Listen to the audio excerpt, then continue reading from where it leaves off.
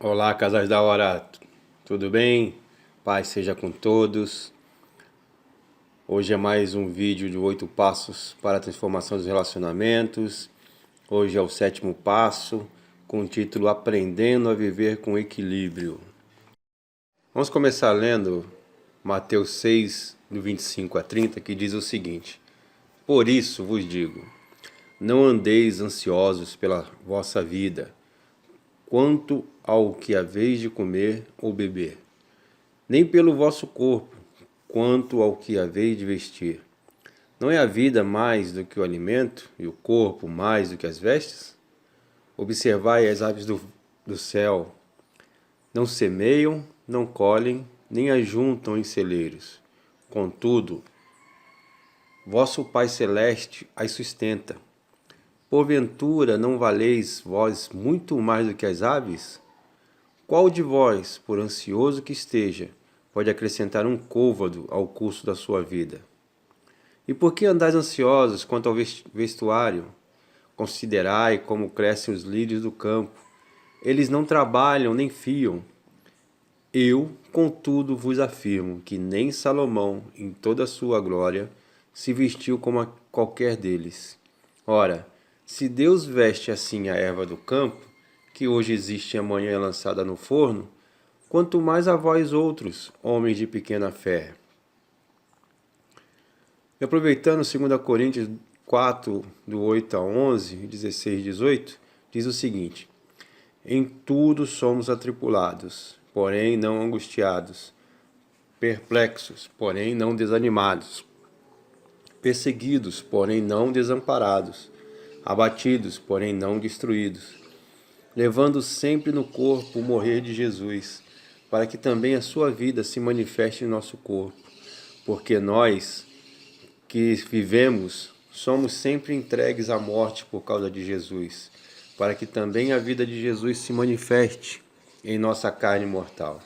Por isso, não desanimamos, pelo contrário, mesmo que o nosso homem exterior se corrompa, contudo, o nosso homem interior se renova de dia em dia, porque a nossa leve e momentânea tribulação produz para nós eterno peso de glória, acima de toda comparação, não atentando nós nas coisas que se veem, mas nas coisas que não veem, porque as que se veem são temporais, e as que se não veem são eternas. Eu preciso começar afirmando para vocês que as pressões do dia a dia não vão deixar de existir. Então é bom aprender a lidar com elas com equilíbrio. Não são poucas pessoas que um dia explodiram, porque se sentiram pressionadas por todos os lados, a tal ponto que não aguentaram mais. A pressão foi muito grande e acabou afetando toda a sua volta.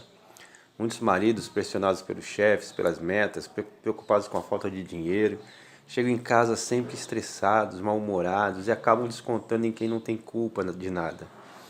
A maioria das mulheres ama os seus filhos, mas pressionadas pela responsabilidade de educá-los e de que eles saiam bem no futuro. Acabam se descontrolando, gritando e pressionando as crianças porque já estão olhando lá na frente e se torturando no presente com o que nem aconteceu ainda.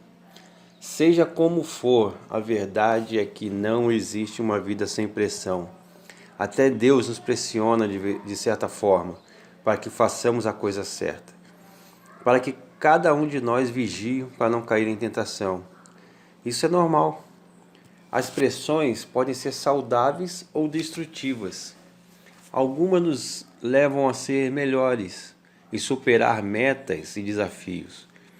Outras são maléficas e desumanas e têm o propósito de nos desestabilizar. Em quaisquer dos casos, o que não pode permitir é que as pressões externas e algumas internas abalem nossos relacionamentos. Não podemos nos desequilibrar e sair explodindo tudo e todos, porque fomos espremidos, pressionados. Na palavra de Deus encontramos o apóstolo Paulo em 2 Coríntios 4, 8 e 9, dizendo que ainda que ele fosse perseguido, nunca seria desamparado pelo Senhor. No dia em que estivesse se sentindo abatido, sabia que o amor de Deus não permitiria que ele fosse destruído. Ele estava dizendo que se Deus nos guarda, não podemos ser nós mesmos a piorar a nossa própria vida. Se as situações difíceis, se os momentos de responsabilidade já têm sido pesados, por que você vai piorar tudo isso com desequilíbrio? Desequilíbrio se manifesta quando achamos que todos são culpados pelos nossos problemas e tratamos os mais próximos com rispidez e falta de educação. Desequilíbrio é usar o filho como um saco de pancada para extravasar a raiva reprimida. Desequilíbrio é jogar na cara do marido tudo o que você tem feito, só porque teve um dia ruim. Desequilíbrio é imaginar que se ficarmos de cara feia e amarrada, talvez Deus ou alguém tenha pena e venha em nosso socorro. E como é que nós podemos resgatar o equilíbrio e viver uma vida abundante? Primeiro, aprenda a identificar a raiz do desequilíbrio. Pesquisas apontam que a ira, por exemplo, não é um sentimento primário, mas secundário. Isto é, ela aparece como consequência de outros, incluindo as preocupações, sentimento de ser injustiçado, pressões e até fome. Como o templo do Espírito Santo, pergunte-se de onde vem esse desequilíbrio emocional que está te levando a maltratar ou nem falar com seus filhos, cônjuges ou amigos. E seja honesto, eles não têm culpa nenhuma. Assuma que o desafio é seu. Entregue sua preocupação ao Senhor e peça ajuda à sua família para orarem por você. E lembre-se que sua luta é contra Satanás e que o diabo quer mesmo é roubar a sua paz. Mas a Bíblia diz: e a paz de Deus, que excede todo entendimento, guardará o vosso coração e a vossa mente em Cristo Jesus. Está escrito em Filipenses 4:7. Não andeis ansiosos de coisa alguma, em tudo, porém, sejam conhecidas diante de Deus as vossas petições, pela oração e pela súplica, com ações de graças. Está lá em Filipenses 4:6. Segundo, não entre na loucura alheia. Existem expressões malignas que vêm de pessoas desesperadas, destemperadas e que obviamente não são guiadas pelo Espírito Santo. Existem pessoas que acreditam em gerenciar sua vida e a vida de todos ao seu redor pelo terrorismo, pela gritaria, pela ofensa. São pessoas que adoram ser portadoras de más notícias e querem que você entre na loucura delas. Você vai se deixar guiar por isso ou pelas verdades da palavra? A loucura do outro não pode contaminar e nem ser maior que as verdades das palavras de Jesus. Com confiança em Deus, paz de espírito e sabedoria, você terá chances muito maiores de resolver qualquer situação. A ira do homem, o desespero, as gritarias, as brigas, não produz a justiça de Deus, como está escrito em Tiago 1:20. Seja a vossa moderação conhecida de todos os homens, perto está o Senhor. Filipenses 4:5. Amém? Terceiro, não deixe que as pressões externas afetem sua casa e seus relacionamentos. Se você vivesse no Salmo 23, no Salmo 1 e Mateus 6:25, sua vida não seria diferente?